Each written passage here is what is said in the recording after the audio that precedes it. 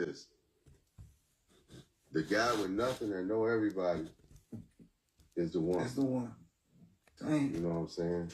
Break that down a little bit. And the reason why I say the guy with nothing that know everyone is like, he's a guy that maybe certain guys that's big in that city may have running around. Luxurious one, what's going on? And moving, but he never get his due. Welcome to We Poppin', son. Ty's about 15 minutes away from his hotel on the road right now, so he'll tap in shortly.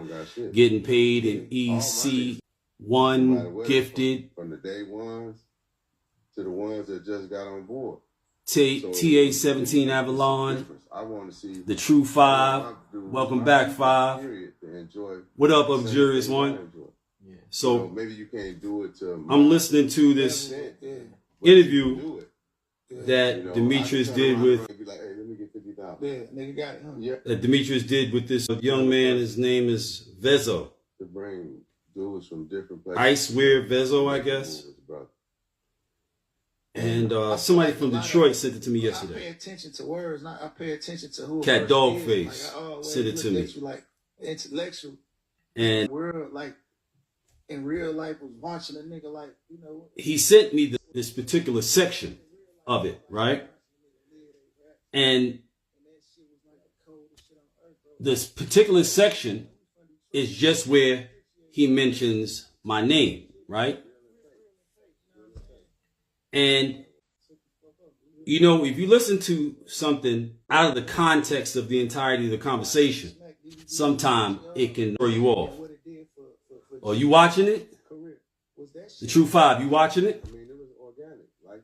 It's a good interview. I watched most of it. I didn't get a chance to get to it until today. He sent me the clip last night where he mentioned me. So I'm trying to find that particular part. So there's only so much cars and jury that where he mentions that interaction where I recorded our conversation. Because in the clip that dude sent me, it comes across like he is, firstly, it comes across like he is trying to talk like he, you know, only knows me, you know, in passing or something like that. This is from the clip now. This is just from that small section. You know, so, you know, me and my wife, we sitting down, you know, we just about to, you know, watch some Netflix and, you know, eat dinner and shit like that. We just come out the yard and I'm laid back and I get this text and I see the link. So, you know, I click the link. And then I hear that, you know, oh, the dude, Cavario. First of all, what do you mean, Cavario? Like you don't fucking know me or something. And you know, he recorded the conversation. It was like an interview, sounded like an interview. And, you know, I didn't even know it was being recorded. I was like, between the and the I didn't know it was being recorded. I was like, well, y'all already understand what I've expressed about my feelings about niggas in general at this point. I lived a long life. I've lived a life. You can count my years in dog years. I would tell you like this. So I've seen a lot. I've been on the planet almost 60 years, but I've seen 120 years of experience. Men are certainly not made the way that men once were. That's for sure. And don't mistake what I'm saying to be any kind of specific direct disparagement to Demetrius. I'm just putting my conversation into context, right? So I'm at this point is what I'm saying, and what I've been saying at different points in these conversations that we've been having, you know, when Ty and I are kicking it on here, whatever, doing our thing here. And my attitude towards dudes like at this point, it's not all that favorable, bro. I've seen so much of motherfuckers like I don't really trust anybody. Trust was never a problem with me. You know? See, I've always believed that a trustworthy person is trust capable. And when you have a difficult time trusting people, is because you can't be trusted. One of my sayings from my 50 Critical Quotes book is, all liars think everybody's lying, and all thieves think everybody's going to steal the first chance they get. And the point of that is, people don't think other people could be a better person than they are. They just think that if you have a name or reputation that is indicative of you being a highly charactered, moral, ethical person, it's only because you're better at pretending than other people. They can't accept that whatever it requires of a man or woman to be a moral, ethical, high integrity individual, that they have actually achieved that. And they live on that. They maintain that even when nobody's looking. They don't believe that. They can't believe it. One, they may not have ever been in the presence of people who have demonstrated that indefinitely. Like whether somebody can see them or not, whether the crowd can see them, whether they're in home or in the club. You know, you got people that they have an in the club persona or in the public persona, and they have a in private persona. People who have integrity, people who are really charactered and moral and genuine, they are the same person, whether everybody can see them or nobody can see them. And whatever the sacrifices are, the burdens that must be carried, being that, they are that all the time. I don't need a motherfucker to accept or believe I'm that, because I'm that. It doesn't matter what you accept or believe.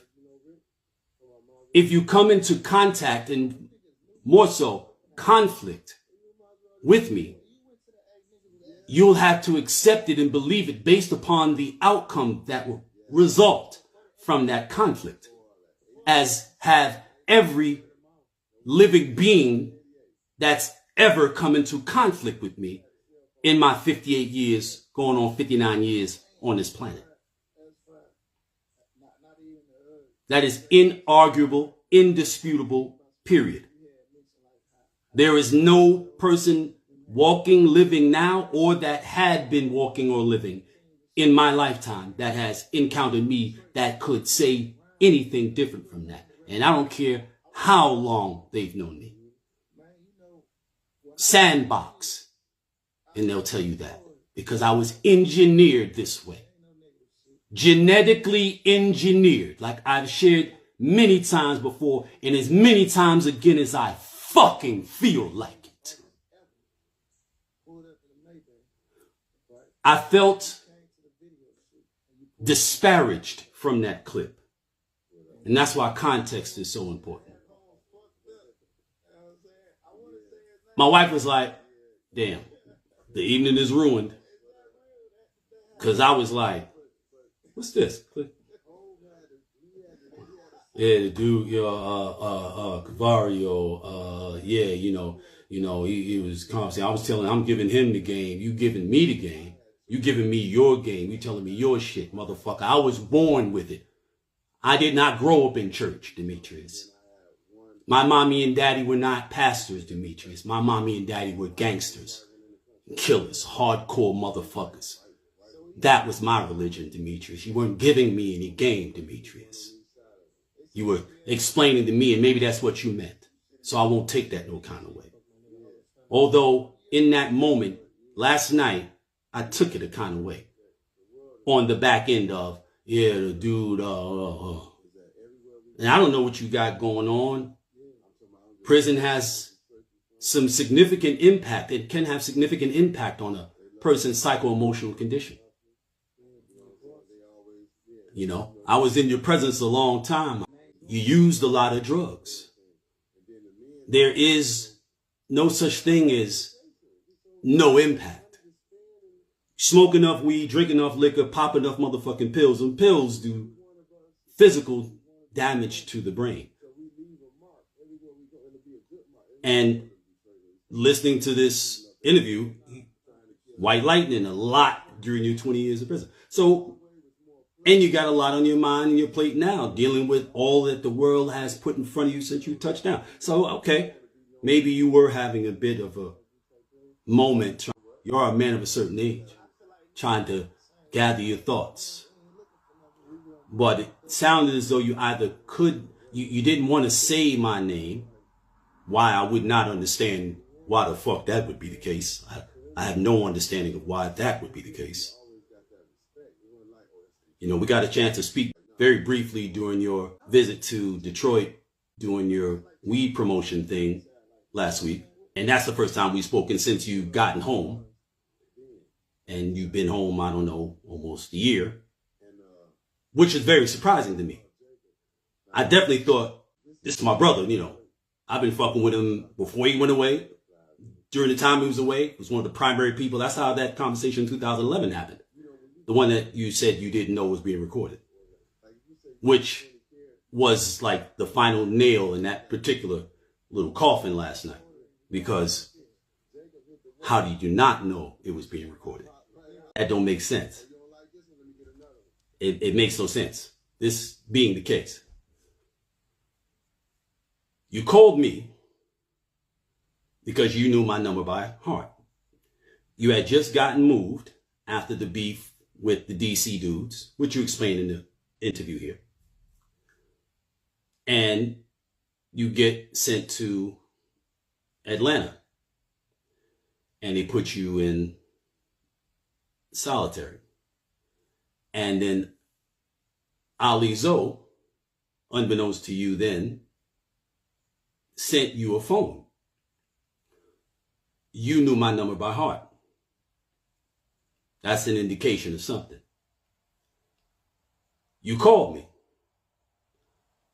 It was well after any hours that any incarcerated person would have access to a telephone. So when I pick up the phone, I'm like, hello? Yo. Zippo? Yeah. How you calling? Yo, they gave me a phone. Where you at? They moving to Atlanta. They told me about the DC shit. Okay. Then we talking. Now you've been gone since the beginning of 6. This is 2011. We talking.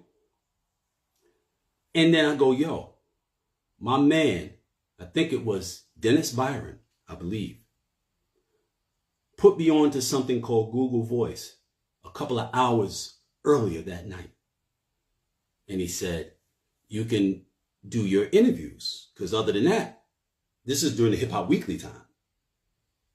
So I would do my interviews with the phone on speaker and some sort of mini recorder next to the microphone, which obviously is nowhere near as clean as a direct recording feed. So he put me on the Google Voice, said you can use these for your interviews now. He had just put me on to it about maybe 8 o'clock that evening. This is like 11 o'clock at night. I go, yo, my man just put me on to this shit where I can record the calls called Google Voice. Hang up, call the Google Voice number. So if you call me and we're on the phone, you call my number and we're talking, what other reason other than to knowingly be recorded would you have to hang up from calling me on the number that you'd been speaking to me on before you went to prison, to call me back and speak to me on another number if it weren't for a specific purpose? You're already on the phone with me. What are you hanging up for and calling me back for? Then there's the simple fact that, and anybody who's familiar with Google, and I don't know who ain't familiar with Google at this point, when you are on a Google Voice call and you hit 4, the moment you hit 4, it says, this call is being recorded. So you hung up to call me back on the Google number I had just given you for the specific purpose of recording our conversation. But as I said, and this is all afterthought, because last night I was like, this motherfucker, he's doing what all these other motherfuckers have done at some point and showed their true motherfucking colors. I mean, this motherfucker here, like, you know, this poor church boy gone bad, I have defended to real certified gangsters this last motherfucking year, put my name and reputation on the motherfucking line with niggas who know I'm certified. And said, nah, not my nigga. I don't give a fuck what that bitch said. Or what that nigga said. Or what the internet motherfuckers say. These reputationless, faceless, nameless motherfuckers who ain't never did nothing. Nobody knows them and they'll die obscure. I stood up for this nigga and he gonna act like he barely knows me. I'm some kind of what? Fanboy? And I secretly recorded you? I'm not no motherfucking body to play with, man. In real life, I get down in real life. Always have in real life. Nigga, ask about me. Generally, niggas, ask about me. People have witnessed me knock motherfuckers out left and right over the years. From the 80s on. Like I'm not somebody to be fucking playing with at all, my nigga. I'm not a caricature. My name has been my name always. Big nothing, super nothing. It's always been Cavario. And it's always been respected. I've run out of patience with niggas. All patience. Nigga wanna try me, wanna try my name? See me, nigga. Tell me where. Stand toe-to-toe, nose-to-nose with me. This is not directed to Demetrius per se. Only if the shoe fits. Because like I said, it could have just been a moment. It could have just... It's a flowing conversation. There's no script. But I will say I felt a motherfucking way last night. I represented this man the whole time he was away. There was never a time that man called me and asked me for any type of contribution, participation. He called me for that Blowing Money Fast motherfucking documentary, upon which I am used as a voice in the intro on every episode. I feature in 6 of the 8 episodes. And I speak highly of him. As I always have. As I have in private and public. For him to indicate that I secretly, unknowing to him, recorded him like I'm some kind of fucking fanboy, my nigga.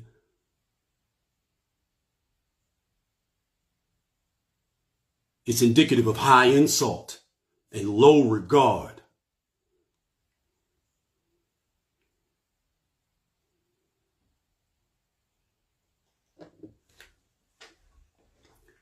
If you listen to the original release that I did in 2011, it's on YouTube. At the beginning of that conversation, it says, this call is being recorded. And we start talking. That's how Google Voice works. Maybe he forgot. I'm sure he hasn't listened to it in a very long time. He has had his plate full. I mean, his mental plate full. Since he came home. Came home not to the thing he thought he was coming home to. Not to the regard. He didn't know he was coming home to a society of fucking haters. To a bunch of motherfuckers. He didn't know he was coming home to the motherfuckers that he was always standing around looking at us when we was in the clubs. Just standing around staring, music blasting, girls shaking and shimmying, we popping and rocking, and these niggas is just standing around like they in a motherfucking funeral or something. Seething. Yeah, those niggas are the dominant motherfuckers now. There's way more of them niggas, and they got this thing called the internet. And they don't need to do this. They can just do this. Yeah, nigga, I'm this, I'm that. Because these motherfuckers is mental midgets. They got psychological issues like the fucking ass. Because they poor, they broke, they ignorant, they backwards, and they're being exposed to all this shit that they could never touch. They'll never be big me, big you, big any motherfucking body. That's what he came home to. He wasn't prepared for that. So I can understand that he has been preoccupied. I ain't taking it no kind of way. Not until I saw what I saw last night. But I said, you know what? Let me not be reactionary. Let me cool off tomorrow. I'll look at it before I go live. Because I'm going to address it before I go live. Let me look. And in the context of the conversation, it's just a passing it. Yeah, man, you know, Cavario, you know, God, Cavario, not my brother, not my man, all of a sudden, the guy, Cavario, or something to that effect. I didn't even know I was being recorded. That's either a lie. I don't think that he's suffering from frontal, temporal, you know, what Trump is suffering from. Frontal temporal dementia. Where you start to have memories of things that didn't happen. Or misremembering things. He's had the lifestyle and he's at the age for it. I'm being dead ass serious. It's a possibility. It's a possibility. So a lot of motherfuckers running around out there with different neurological disparities that they're not aware of because nobody cares. In the black community, it's just that nigga just crazy. That nigga losing, he bugging out. And a lot of times niggas be masking shit. They drink, they get high, they pop pills, they drink lean, and people think it's that, but it ain't that. Their brain is damaged. It's shrinking. I'm not diagnosing him. I'm just saying these are the things going through my mind. Trying to like, what is it that would make him say that he didn't know the call was being recorded? Maybe he just doesn't remember. I mean, it was 15 years ago. It'll be 15 years this year, 2011. Maybe he doesn't remember that, you know, it was recorded. I was sure he would remember the call that came after that was recorded, 2014, after he got out of that schmoo. When Tammy reconnected us, because I am the only person that spoke to him, the only media-related person that spoke to him the entire time he was away. The second one was more so like, this is it's kind of like we doing this specifically because of the reaction and the response he got. And he says it in that conversation. You can go on my YouTube channel and hear it. He says in that conversation, people love that last one we did. So you remembered when we did that one in 2014 and the one we did in 2011 was being recorded. Just like you knew in 2014 that we were recording it. Like I said, man, I don't know. We haven't really spoken. And certainly haven't spoken since this interview was done, which was a couple of days ago, I guess. Something like that. But I don't know. I don't know what it might be. I'm looking to see. What up, Ronsolito? What's going on? WHTL Urban Radio. It's been a minute. Only the Ox was happening. Only the Ox was goody. JTXP, what's going on with you, bro? And I'm looking for Ty. See if he got to his location yet. Lust Apparel, I see you, man. Tooly Fooly, what's happening with you? But, you know, we all... What up, Dre Ski? One, what's going on, Dre Ski? Where the fuck you been? You a parole violation or something? It's been a minute since I've seen you up here. Upgrade 303. Oh, I see that Instagram decided to cut loose a little bit and let another 100 followers be displayed on my page. How gracious of him. Crack is so good to us. Feeds us on Wednesdays, beats us on Thursdays. You know.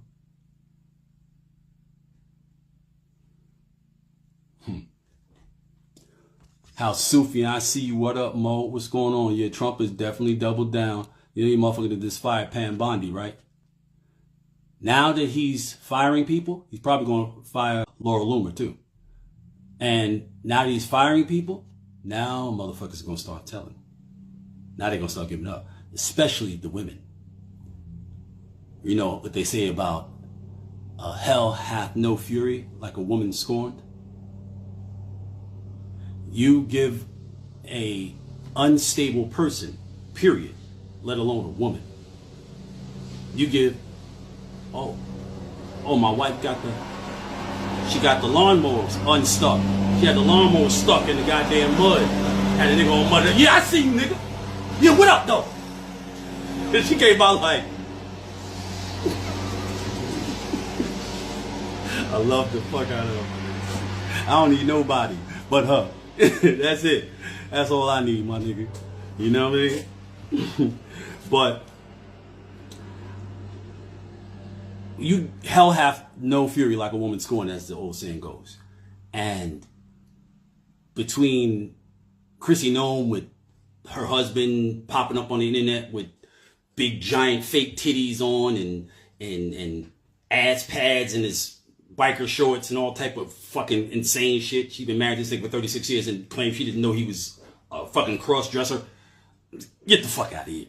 Like, get the fuck out. But these are the motherfuckers who are in positions of power and authority in our fucking government. And you see how that's happening. You see the gas prices, right? I ain't seen gas prices this high since, I think it was like 83. I forget what's happening then, but it has something to do with the Middle East and Iran. What was happening then. So they're going to be flipping on this motherfucker. Not to mention that he is actually suffering from frontal temporal dementia. And his frontal lobe is shrinking. He was already a malignant narcissist. So he was prone to do or say anything anyway. Now, all bets is off. I guarantee you, they're going to end up tackling him off a podium one day. Because he's going to get up there and say, you know, like the other day we saw somebody, you know, anybody, you can ask me anything at a press conference. Y'all can ask me anything. Ask me about sex, anything. This is the motherfucker they put in the White House. Y'all can ask me about sex, anything.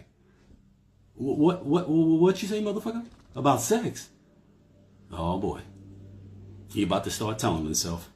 For real, for real. And Iran is releasing the actual fucking files, too. Him in the pictures with all the little girls and shit. You know. And anybody who at this point claims to support him, claims to believe him and all that, whatever, you keep those motherfuckers away from your children. You keep them motherfuckers away from any children. From any children. Speaking of children, I don't know how they kept it so quiet this long. But on January 10th of this year, this genius Pooh Shiesty and his father, see what I was saying about how stupid people beget more stupid people? Pooh Shiesty and his father and 7 other stupid motherfuckers get Gucci Mane and 2 of his dudes to come meet Pooh Shiesty to discuss his contract.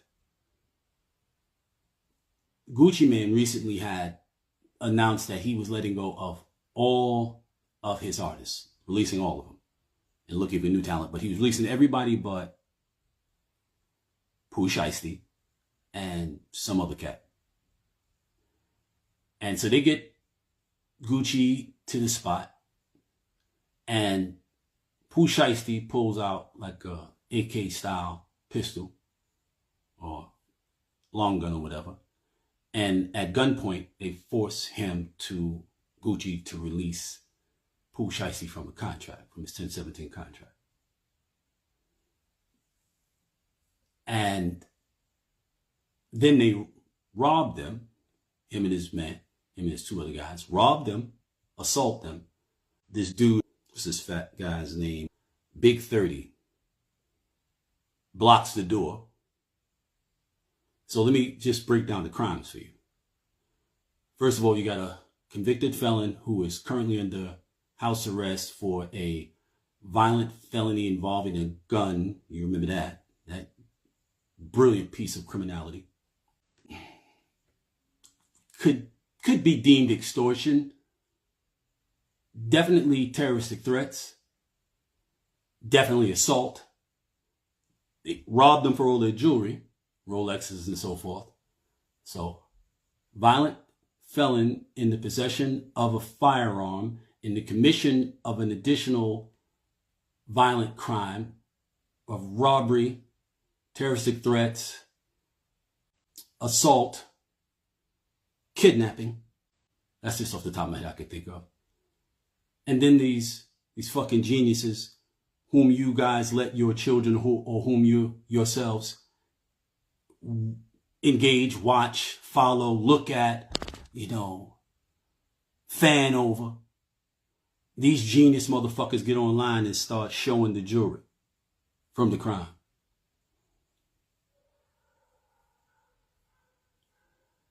And so, yeah, everybody got locked the fuck up except for one dude. First, they were saying Big 30 was the only one that got away. The big fat motherfucker, they couldn't find him for some reason. But turns out it was another guy, a ninth guy. He's a nameless nobody because his name hasn't come up. But out of the 9 dumb motherfuckers, there are 9 motherfuckers and not a single brain between them that could figure, all of this is wrong. The way we're going about this is wrong. Our execution of this shit is wrong. So everybody got locked the fuck up. And the Department of Justice, the feds picked it up. So just a felon in the possession of a firearm in the commission of a violent crime, just a felon in the possession of a firearm, if he was just riding down the street, which he's on house arrest for what he got popped for the first time, so he couldn't be riding down the street, but say he was riding down the street and just had a gun on him. Just because he's a felon in possession of a firearm, that could 15 years with the feds.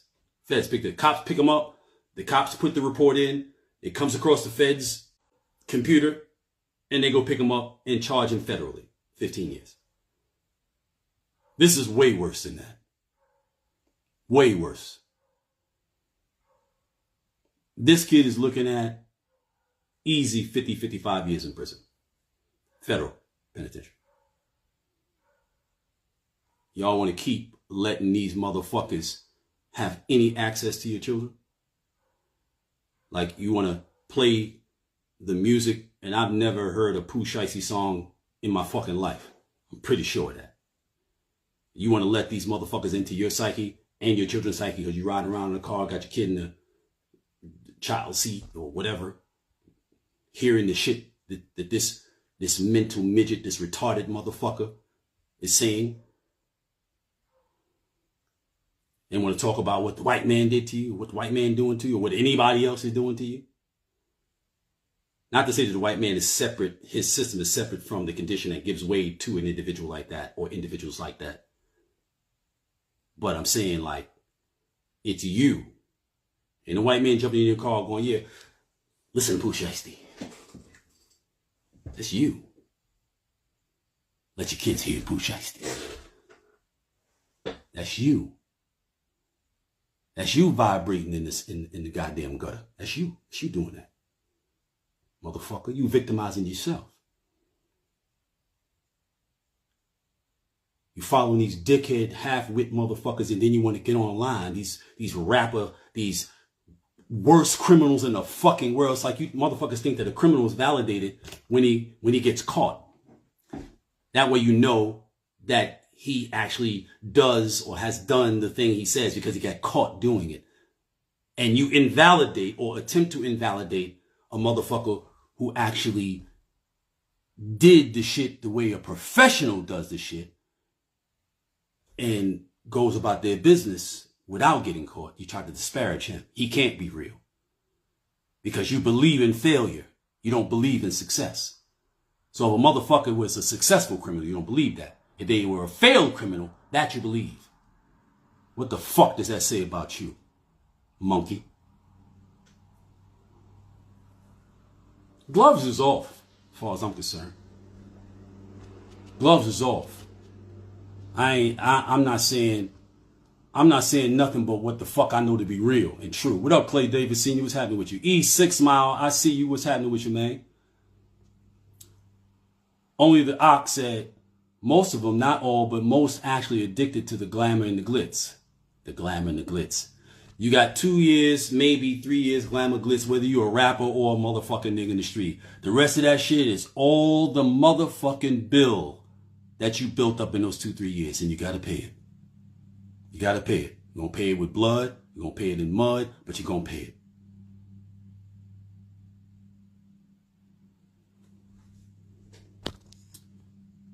Oh, there you go, Ty. On Jamoy Sin TV. What's happening with you? Oh, guess who said What's happening, son? oh, what's up? Only the Ox said, fuck the internet. You motherfucking right. Yo, you know what I wanted to say too about the whole Meech situation too? It's like, if you would have never put out that video, who knows what his allure would be?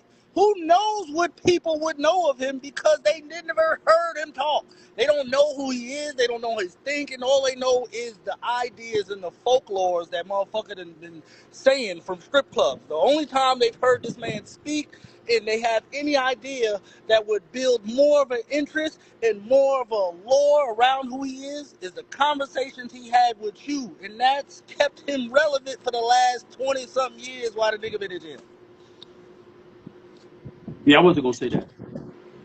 I said it because that's why I would like, this don't even make sense because the value it did for him for you doing it. And I'm saying it because I was always saying, I know you got more footage of y'all talking. And you are like, you know what I'm saying? I was like, yo, you should release that because I'm like, yo, I know how much, I'm like, I know how y'all relationship is. So I know if you making money, you gonna show love and do right and hold the family down like you've always done and make niggas carry the code, honor the flag, and carry his name and move in a certain record. And if they not gonna move like that, then don't be carrying his flag because what this man built, we not gonna fuck up while he not here. So it's crazy. If anybody gonna be saying anything, kept him relevant for the last 20-something years while the nigga been in jail. Yeah, I wasn't going to say that. I said it because that's why I would like, this don't even make sense because the value it did for him for you doing it. And I'm saying it because I was always saying, I know you got more footage of y'all talking. And you are like, you know what I'm saying? I was like, yo, you should release that because I'm like, yo, I know how much, I'm like, I know how y'all relationship is. So I know if you making money, you gonna show love and do right and hold the family down like you've always done and make niggas carry the code, honor the flag, and carry his name and move in a certain record. And if they not gonna move like that, then don't be carrying his flag because what this man built, we not gonna fuck up while he not here. So it's crazy. If anybody gonna be saying anything, anybody be trying to like, man, you done too much and held the flag high and been nothing but honorable and respectful and representing him and speaking up for him anytime somebody would admonish his name. So I'm going to say it. And if it was about money, you would have been put out all of that damn tapes that you had because you was been trying to monetize the relationship, but that was never your intent. Your intent was to, yo, this is my man. He's more than the bullshit y'all got, y'all displaying him to be. This is a little insight to what we share and how we actually engage and talk at the level of space in which I am in this life, in this idea, in this reality that we exist in. So if you was about money, you would have been exploited those conversations and those relationships, but it was never about that. It was just about, putting light on something where it could be understood.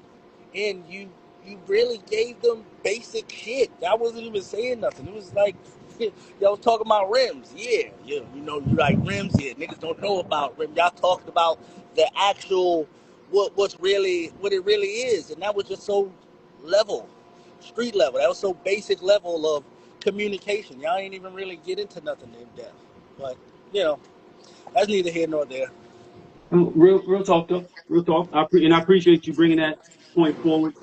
The only other thing that if anybody's ever seen him on where they got an opportunity to hear him speak was on that Smack DVD, Oh my God. All right? my niggas got bitches. We got one. We ain't sharing hoes. We all everybody got their main hoe and they got their style, but these bitches for everybody. We ain't falling out for all the hoes. We all bosses. All of that shit. That's a good Meech invitation. All of that. Oh, we all bosses. Cause all the bitches, that's all the bitches love. Man, y'all niggas need to be all bosses and get money. It's like, bitch, you just want a nigga to trick. You don't know what that shit mean. You don't know he was doing that shit to. Like, bitch, you was part of the game. He was Right. throwing the money to you. He was Hey, proud. it's He a said that show. in his interview with this guy, Vizo. Dezo. He said that was him. When I said I want to pull me back on this number so that you can, so I can record the conversation. The reason it occurred to me, because I had just, like I said, gotten put on to this Google Boy shit. That wasn't part of my mind. It wasn't like I'd used it and was really acclimated with it. He was the first person I used it with.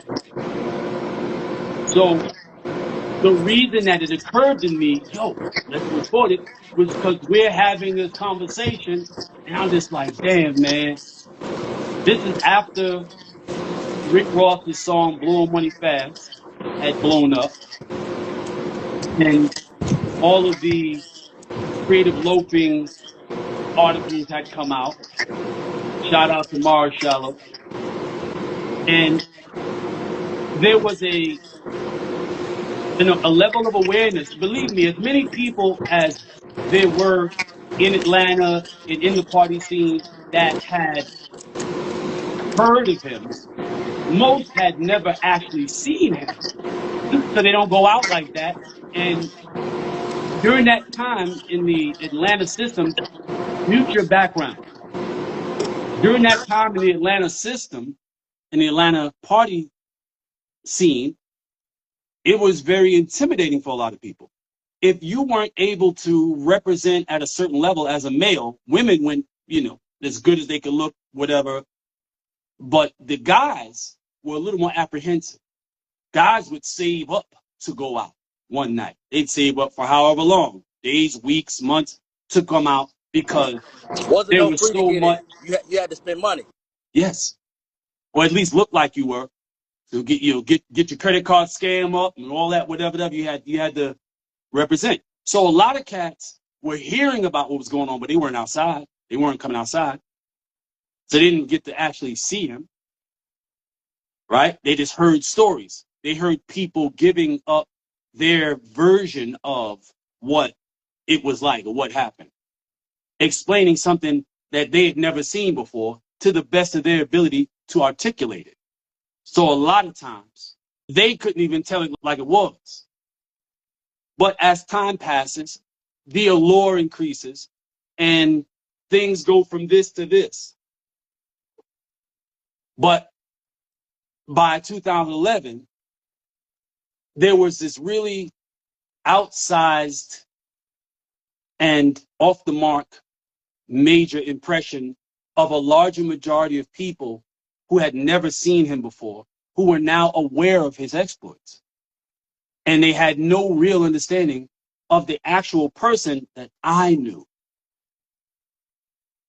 The person that Miss Lucille raised.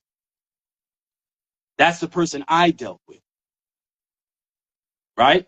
So when we're talking and I'm just listening, and this is the first time we're able to talk at length and comfortably because he's not on an institution phone. So I'm like, damn, man, he is so widely spoken about now, and people have no idea who I'm on the phone with actually is. I say, yo, I want to record this conversation because I want people to know who my man actually is. That is verbatim what I said. My man just put me on to this Google Voice shit. Take this number, hang up, call me back on this number so I can record the call. Because there's no other reason for you to hang up if we're already talking. Unless we're going to do something else. Why would you hang up? We're already talking. So you had to hang up, you had to dial the number I just given you in order for me to be able to record the call. So don't tell nobody you didn't know that you're being recorded. Say you didn't remember. Because to say you didn't know is to be a liar. And that ain't stand up. If you lie, you'll steal. If you steal, you'll cheat. If you cheat, you'll tell. You see what I'm saying? That's not the man that I knew. That is not the man whose wonderful mother I spent many days talking for hours, at wee hours in the morning some days about. That's not the man that I knew that she raised. I don't know what's transpired or what I do know that has transpired in his life in the last 20 years, what the impact of that has been on his being.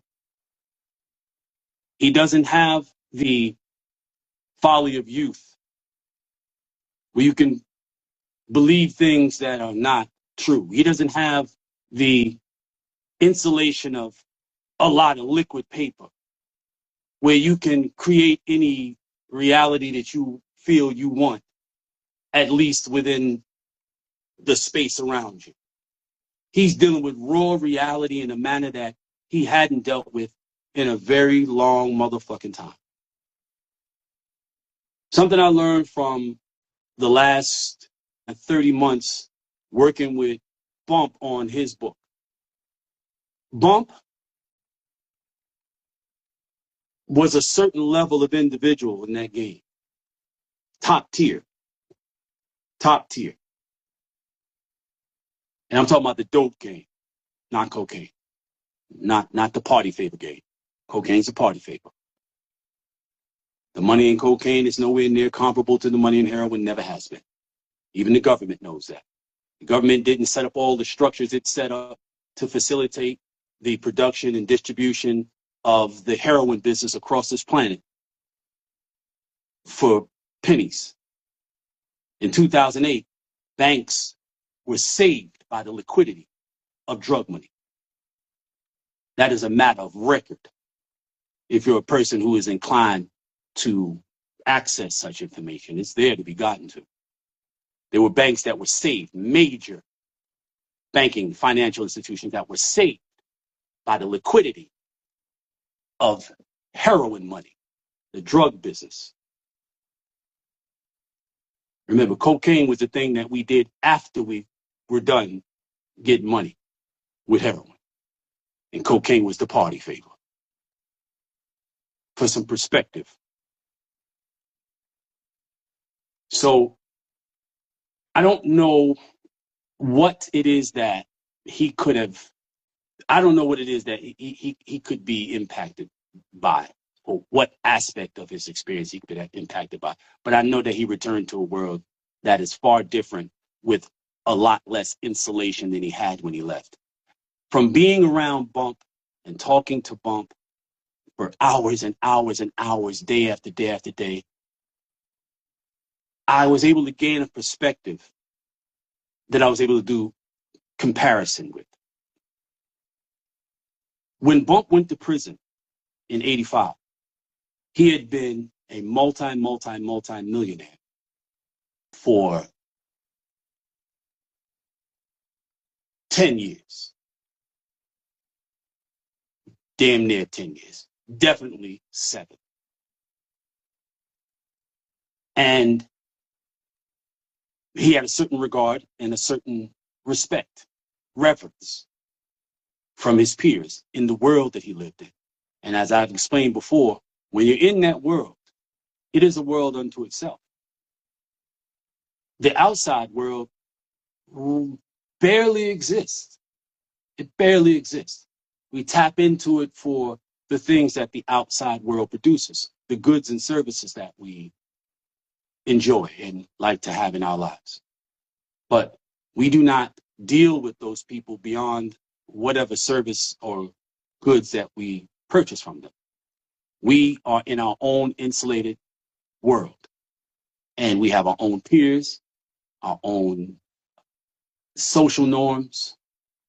And if you don't get an opportunity, as Bump did not and as Meech did not, to move outside of that world, and they'll go from that world into the prison world. So if this is the world, the drug world is this, the prison world is that. So you go from the drug world, where within that, you this big, to the prison world, where within that, you're this big. There's a lot of mainstream realities that you have not been acclimated with. So when you get out of prison and you're forced into the world, there's a whole lot of adjusting that must be done. And we know the ones that fail to make that adjustment or refuse to make that adjustment, they call them recidivists. They're the ones that no matter how much time they've done, no matter how much hardship they've been doing, they go back to prison because they go back to the lifestyle. Only they don't know that the world has changed. Even the world that they were a part of has changed, because change is constant. Nothing is ever as it was. Yesterday is not exactly the same as today. And tomorrow will be different, even if you don't really notice it. These are not concepts that are explained to us who come from that or through that life. I come from it. He came through it. So I say that to say this. There's a lot of adjusting that has to be done. And it's not pretty. It's not easy, for whatever easy is worth. You know my attitude about that. But it is necessary if you're going to move forward and not die in the past or die in the penitentiary. And with that said, I give him grace. But I stand on what I stand on. It is not a true statement to say you did not know that that conversation is being recorded. And the implications of you saying that, I'm not standing for that. I'm not standing for that. Now, if you want to state that you don't remember, okay. You didn't remember that it was recorded? Okay. You didn't remember the particular circumstances around that conversation coming into fruition? Okay. But don't use me as part of your performance, because you're trying to leverage whatever you have left of this reputation you established in this lifestyle that you lived before you went to prison for 20 fucking years. And me being me, I would never, I'm not interested in nigga recording me, you know what I mean? So I would never knowingly be recorded. I'm just, trying to give a nigga the game, try to put him up on something. A nigga, I did it for 17 and a half years and didn't do a motherfucking day. So a game you put me on to. How to be a glorious loser? Because there's no denying that that's where they put the losers. They put the losers in prison. If you deny that, then you're heading back to prison. If you don't understand that that's how that works. If you don't understand that when you go to prison, you've lost, you're going back to prison, whoever you might be. That's a general message, not just to Demetrius. I'm just saying. I've been a gracious motherfucker, man. I think at times, and I think people who know me will say, at times I've been too gracious. Sometimes when you're too gracious, when you're too good and all right, it forces you to have to go to the extreme when it's time to set a motherfucker straight. See? If you keep a motherfucker on their toes because they're constantly reminded of, I mean, Meech and them, they've been out with me. They see me knock niggas out. They've seen it. They've all seen it. I don't just talk to be talking. Y'all like to say, I'm one of them niggas. Y'all think that one of them niggas sounds like these caricature niggas that rappers made up. See, a lot of y'all weren't around. You were born in 2000 something. Or, you were born in 80 something. So you weren't around before that rap shit started shaping your fucking concept of reality. So you don't know that the rappers came along emulating and imitating real street niggas. That's where they got their attitudes and their inflection and the way that they talk and sound and move and dress from. You're imitating them, thinking that they're the one that set that standard. No, they're just the system of conveyance, the medium through which that energy was delivered to the public. 99% of y'all never had no proximity to no real gangster ever. 99% of you. I don't give a fuck where you from. Detroit, Chicago, Ohio. I don't give a fuck where you from. I'm not talking about gangbangers, nigga. I'm talking about gangsters. And if I have to explain the difference, you're who I'm talking to. So you don't know that the way that these motherfuckers on the internet right now, these podcasters and all these motherfuckers, you don't know these motherfuckers born 26 years ago, 30 years ago, look like they 50 already. You don't know that they're doing an imitation of an imitation. Doesn't it seem strange how they all sound the same, act the same? Or do y'all just look at that universality of their attitudes and behaviors and expression as the fabric of the reality? It is because that's how it is. That's what y'all think. So then when you hear someone like myself who decided to raise his vibration, and I didn't just do this. I didn't just learn to speak intelligently and confidently and normally and not like some fucking cartoon character, made up nigga, gangster character motherfucker where, yeah, you know what I'm saying? Because like on some real shit, we like, you know what I mean? Like, Word up. because, you know what I'm saying? Word, you know what I'm saying? Like, you know what I'm saying? Facts, so you like. True story. Nigga, you could do all of that.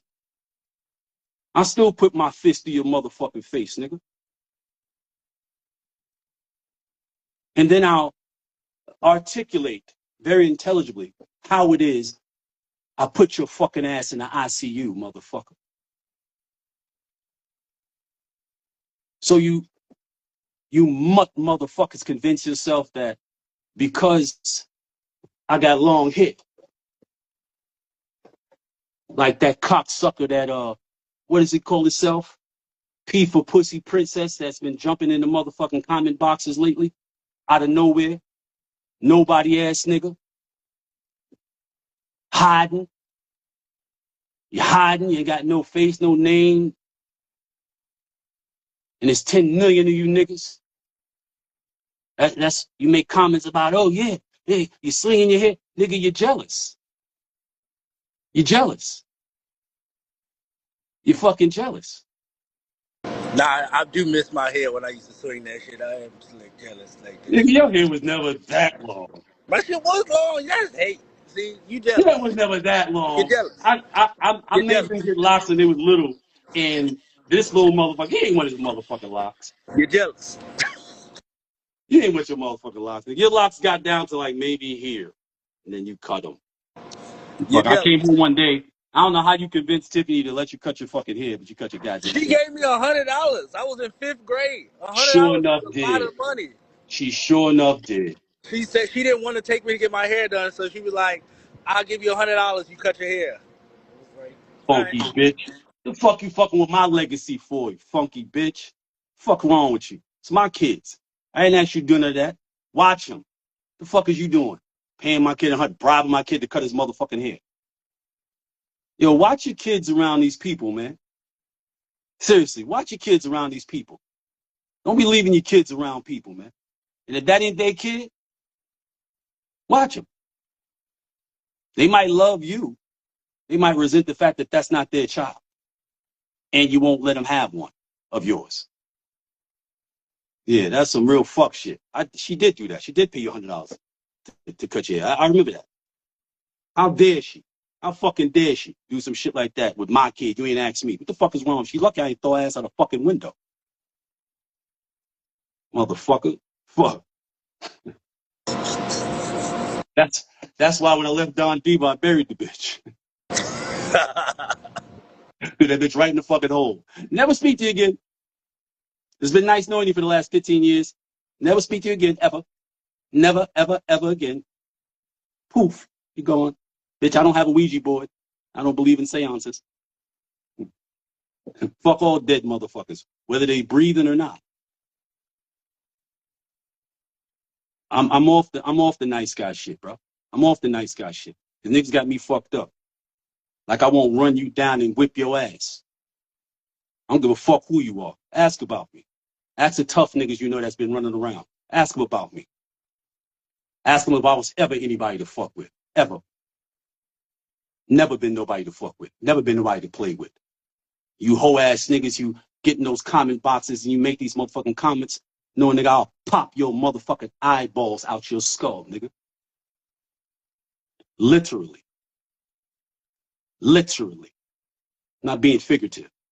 Pop them right out your fucking skull, boy. Pull you apart like a fly. But you don't think so. Because I don't sound like a stupid moronic motherfucker who can't speak. And because you let rappers convince you that that's what real niggas sound like. That's what real dangerous niggas sound like. You know, yo, so it's just what it is. You know, I'm Kodak Black. You know what I'm saying? Like, nigga, I'll twist your fucking head off like a bottle top, boy. In real life. Fuck this internet shit. Y'all better take this wisdom. Y'all better take this knowledge. Y'all better take this understanding and allow me to keep the rest to myself. Because if you can't handle the good, you don't want to see the bad, motherfucker.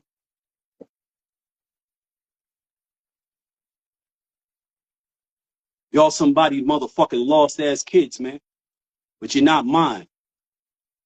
That's why I say mother made you, motherfuck you. Don't fuck with me, man. Don't fuck with me, pussy. And when I'm out, I'm out. I'm out, I move around. What I'm saying by that is I invite you. You see me somewhere, you want to test? I don't think that nigga around. Test me. Test me. I ain't gonna videotape it. Only you and the people around will know what happened and how badly you failed that test. I'm not on that. I'm not gonna be videotape. See what happens? No, nigga, run tell that. Y'all don't know what people like me are. Y'all don't know what we look like and sound like. I've told you that before. Some of us drive buses. Some of us work UPS. Some of us deliver mail. Don't fuck around and get exercised. You got demons you can't manage? Well, exercise those motherfuckers for you, man. And now you're good. And by the way, if you owe me something, you better make it your motherfucking business to get it to me. Or find yourself a way off the planet. Wherever you are. Because I'm coming.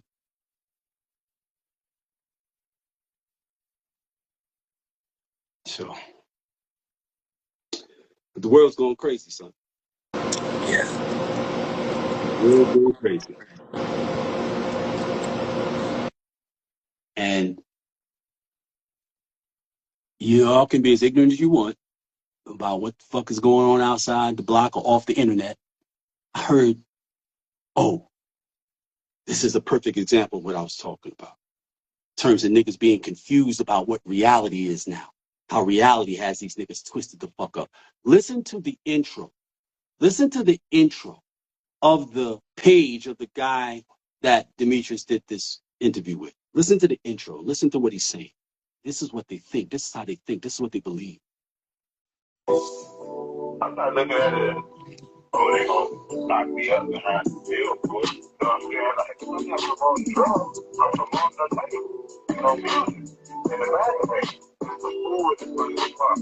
We know this. The way you worry about it. When we go out at night, whatever we stand, we got out the money down, and all the stuff, we can afford it. We can bring it on. Now, that intro right there, that he just used, that audio, that is my content from my conversation that I did not give him permission to use at the opening of this. I own that. Meech doesn't own that. I own that. But I'm not a sucker. I ain't a hater. I let him live. Now, where is that? Well, maybe it was another video I was listening to, another shit I was watching earlier today. But the nigga says something about the streets is now the internet. Basically, the streets is now the internet. I know some of y'all are dealing with some significant disparities in terms of your education and all that. I know that a lot of y'all can't read, can't comprehend what little you can read. It's not necessarily your fault. You might have dyslexia, undiagnosed, or some other developmental or learning disorder that nobody paid attention to. People being fucked up and poor and just without the proper resources. It's not a new concept, and it has impact on people's development. But you can't be that motherfucking stupid when you think the goddamn internet is the streets. Don't be that motherfucking stupid or naive or gullible to believe that the internet is the streets. The internet is not a real place, designation, or location. The internet is amorphous. It's intangible. It can't be touched. It's not a place you can arrive to. I know that might be a sophisticated concept for a lot of you. But for those of you who have the aptitude to wrap your mind around this, understand what I'm saying to you. Don't let these motherfuckers get you fucked up. Talking about the internet is the new streets. No, they fucking not. If you think that, if you believe that, that means you don't know what the streets actually were. That you think that the internet could be a new version of it. That means that you must think that the streets are rumor and speculation and, chatty patty, and because that's what the internet is. That's the internet is. The internet is a bunch of people making shit the fuck up. So the people will look at them and listen to them because nobody ever looks at them or listens to them in their lives. But don't believe that the internet is the streets. The internet is the streets. Nowhere fucking near it. Don't believe that dumb shit.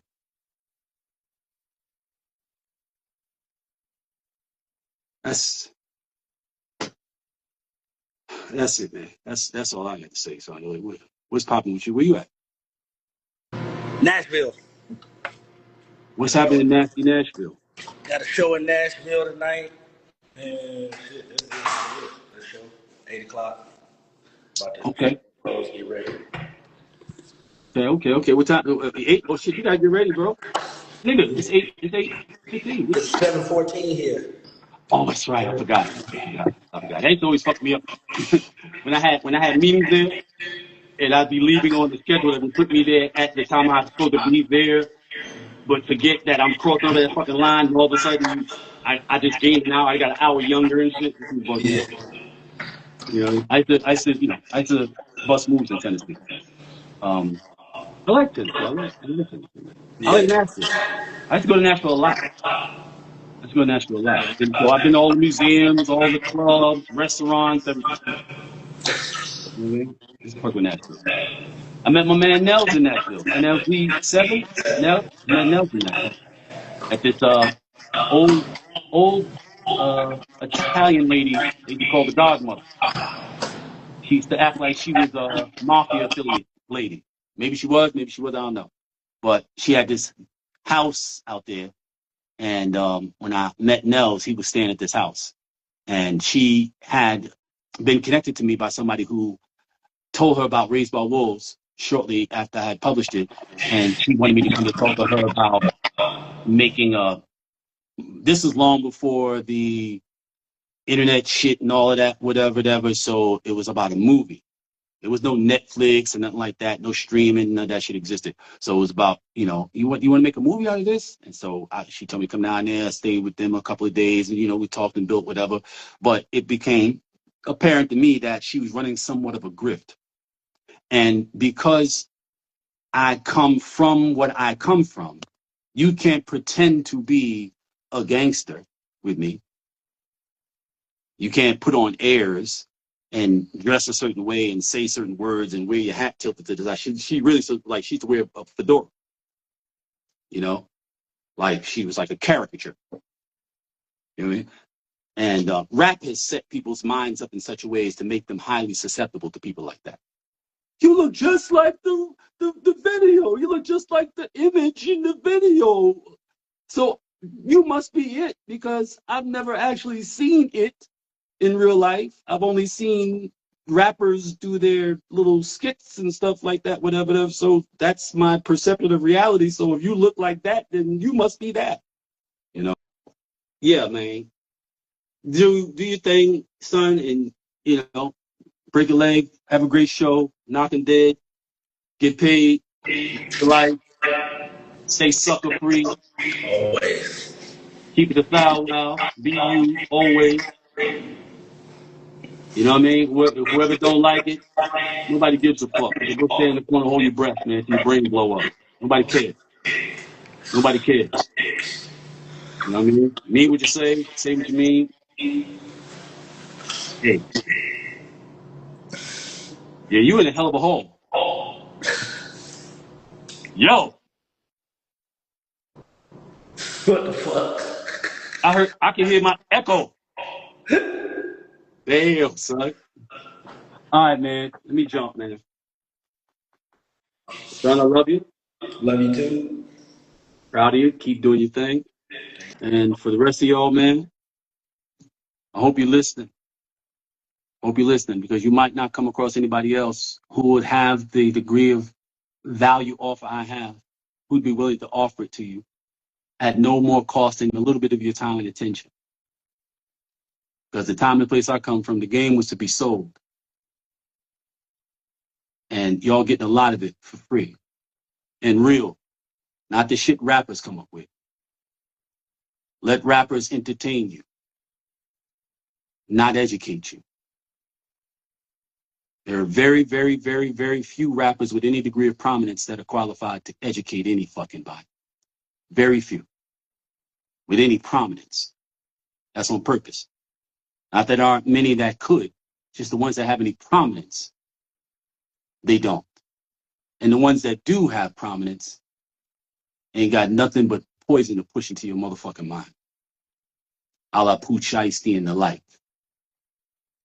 And I hope y'all caught on earlier that Gucci Mane and his 2 guys and those 9 guys that jumped on them were the only ones that knew what happened wherever they were on January 10, 2026. But somehow the Department of Justice found out.